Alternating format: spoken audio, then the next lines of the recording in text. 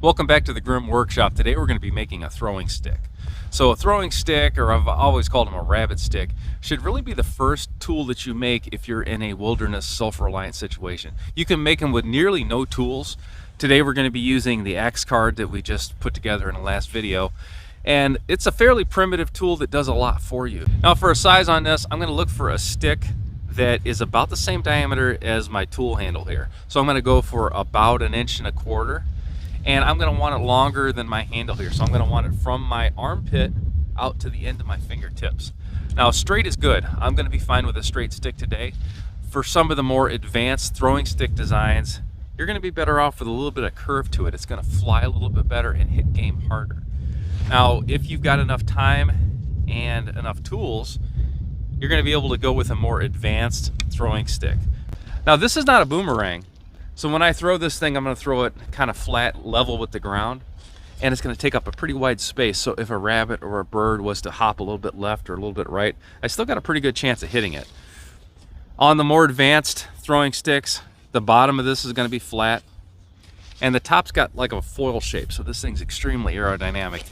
Now because this is narrow also, if I were to use this as a club to dispatch trap game, this is going to concentrate all that force into a smaller area and give me a lot more power. Now before we can fly, we got to walk, so let's get a basic throwing stick built first.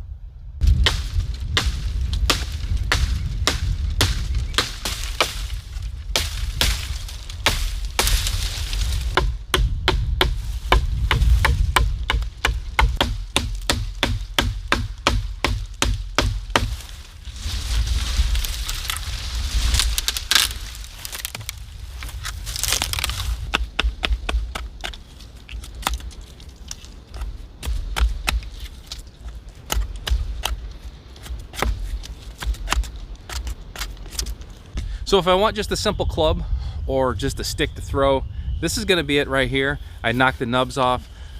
This was green, so it didn't cut as much as it split towards the end here. So it kind of blew out on me. I'm going to go ahead and take that axe and kind of use it like a knife and shave this down, chamfer the end on both sides, and then we'll make one more modification and it'll be ready to go.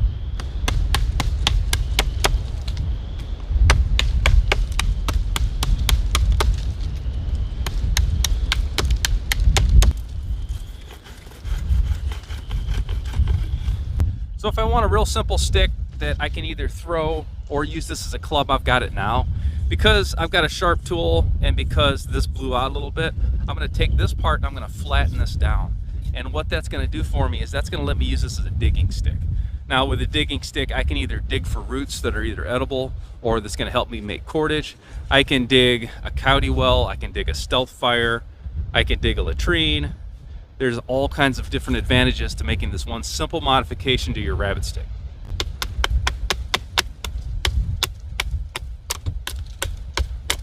So this is definitely a primitive throwing stick here. I could do better, but I could do a lot worse, that's for sure.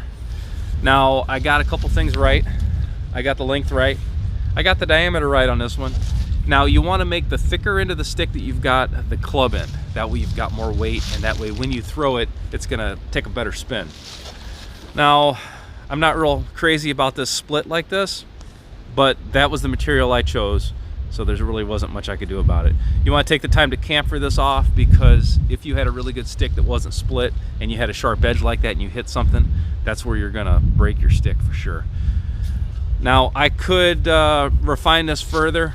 I would just continue to flatten this every night at camp maybe, but for a quickie stick, this isn't too bad at all. And this shovel modification or this digging stick modification is something that I always do. It does come in really handy. It saves you bringing a shovel with you if all you're doing is digging a cat hole. This will get you by most of the time. So if you're talking about the Swiss Army knife of primitive people, it's going to be this right here. So this is more than just a stick. This thing does a lot for you. Now its primary job is going to be just to have it with you as a throwing stick.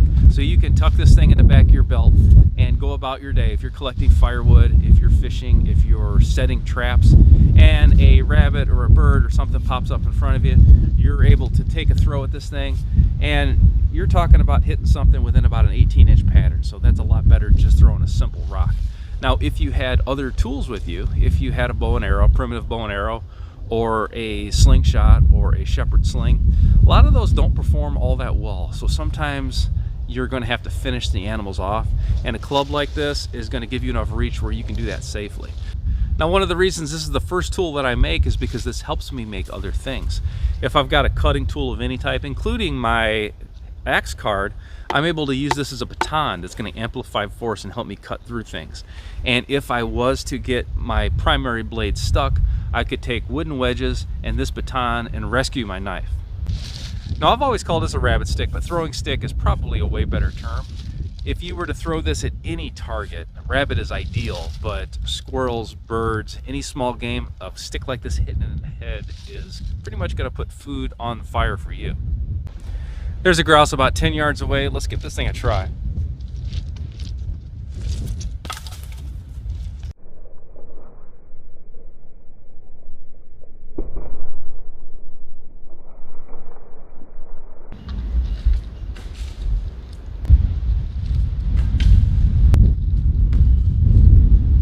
On the right size animal, this is a very effective primitive hunting tool.